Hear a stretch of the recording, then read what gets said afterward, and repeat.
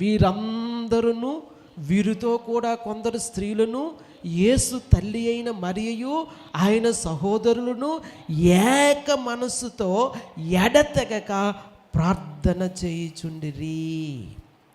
ప్రియులారా, ఏక మనస్సుతో ఐక్యత, ఏకీభవించే మనస్సు.